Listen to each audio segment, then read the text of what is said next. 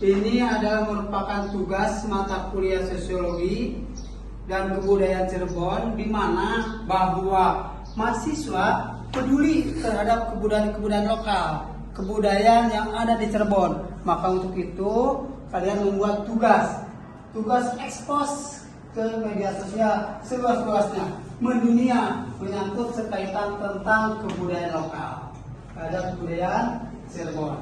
Oke? Baik.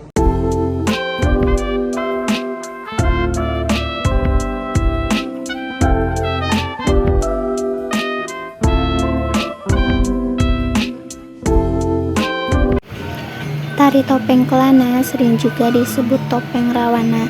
Sebutan ini yang mengacu pada salah satu tokoh dalam cerita Ramayana, yakni tokoh Rahwana. Di Cirebon, topeng Kelana dan Rawana terkadang diartikan sebagai tarian yang sama. Namun, para dalang topeng dapat membedakan keduanya dari kostumnya. Kostum Rawana menggunakan detail badong atau praba pada bagian kepala dan punggungnya, seperti kostum wayang wong. Sedangkan kostum tari Kelana tidak menggunakan badong. Sejarah tari topeng Kelana. Tari topeng Kelana tidak terlepas dari perkembangan tari topeng di Cirebon. Tari topeng merupakan kesenian rakyat yang hidup di desa-desa di Cirebon. Versi lain menyebutkan tari topeng berasal dari Jawa Timur yang tersebar ke Cirebon pada masa pemerintahan Kerajaan Jenggala pada abad 10 hingga 11 Masehi. Hal ini tidak terlepas dari kebijakan pemerintah Hindia Belanda yang membatasi kesenian di Keraton Cirebonan pada abad ke-17. Sehingga banyak seniman topeng yang pulang kampung dan mengembangkan seni topeng di daerahnya masing-masing. Sejak saat itu, tari topeng secara organik berkembang di masyarakat kebanyakan dan bukan di lingkungan keraton. Penyebaran agama Islam di Cirebon. Keberadaan tari topeng di Cirebon sejalan dengan masa penyebaran agama Islam di kota tersebut. Pada saat Cirebon menjadi pusat penyebaran agama Islam, Sultan Cirebon Syekh Syarif Hidayatullah, juga seorang wali yang bergelar Sunan Gunung Jati.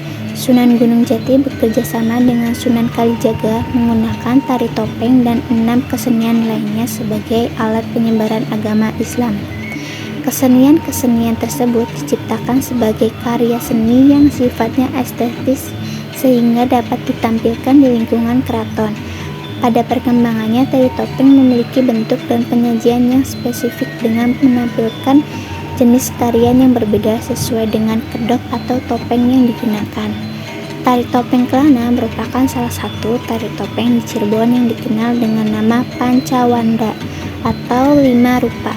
Gerakan tari topeng Kelana berbeda dengan tari topeng sebelumnya yang menceritakan siklus kehidupan manusia.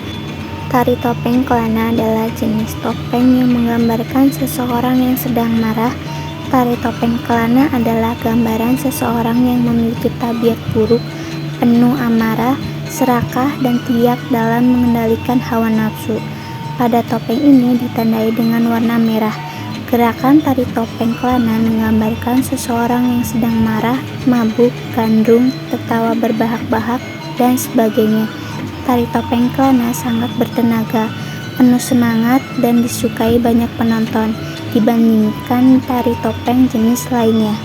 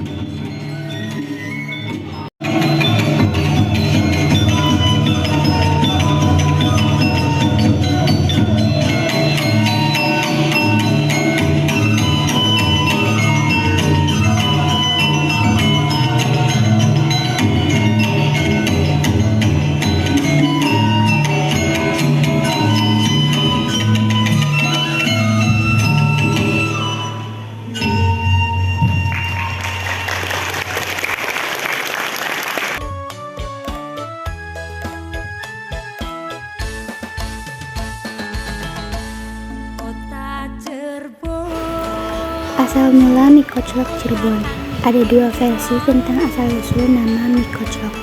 Pertama, mie koclok berasal dari kata koclok, yang berarti dikocok atau digoyang-goyangkan karena mie digoyang-goyangkan atau diblansir dalam air panas sebelum disajikan dengan bahan lainnya. Versi kedua menyebutkan mie koclok adalah akronim dari mie khasnya orang Cirebon yang lebih oke, yang diciptakan oleh Pak Edi, seorang pemilik warung mie koclok pada tahun 1945. Pak Edi disebut sebagai pelopor dan pencipta hidangan ini yang akhirnya menjadi kuliner khas Cirebon. Perbedaan mie koclok dengan kota lain, di beberapa kota lain seperti Bandung dan Jakarta juga ada menu makanan khas daerah yang disebut mie koclok. Lalu apa bedanya sih mie koclok versi kota lain dengan mie koclok versi kota Cirebon? Perbedaan paling mendasar adalah jenis kuahnya. Mie koclok versi kota lain cenderung menggunakan kuah bening, sementara mie koclok Cirebon menggunakan kuah santan dan bertekstur kental. Semua bahan ini dan sayuran yang akan digunakan dimasukkan ke dalam wadah besi berlubang di sekelilingnya, lalu dicelupkan selama 2 menit ke dalam air panas. Setelah agak layu, kemudian diangkat dan dikocok-kocok untuk membuang air sisa rendaman, lalu dituangkan ke dalam piring setelah ditambahkan oleh beberapa bahan pelengkap seperti telur, suiran daging ayam, dan beberapa sayuran seperti toge, daun bawang, lalu disiram kuah kental yang gurih. Kuah kaldu dan santan kental memberikan rasa gurih dan sedikit asin pada kuliner ini. Jika teman-teman penyuka rasa pedas, teman-teman tidak perlu khawatir, ada wadah khusus untuk bubuk cabai. Ini dirancang untuk memungkinkan pelanggan menambahkan bubuk cabai sesuai selera pedas mereka. Untuk tekstur, mie koclok memiliki tekstur lembut dan kenyal, dan suiran ayam memiliki tekstur berserat saat digigit. Kuliner ini pasti membuatmu ketagihan untuk mencobanya lagi, karena rasa dan tekstur kental kuah santannya yang berbeda dengan olahan mie lainnya. Kuliner satu ini paling lezat jika dinikmati ketika masih panas dan bagus untuk dimakan di malam hari atau sore hari karena membuat Anda merasa lebih hangat. Yang saya makan ini mie koclok Parasita. Mie koclok Parasita memiliki rasa yang menyenangkan juga. Kuliner satu ini selalu penuh dengan penggemarnya, meskipun terletak di Jalan Desa Gombang, Kabupaten Cirebon. Warung mie koclok Parasita ini unik karena akan tutup selama bulan Ramadan.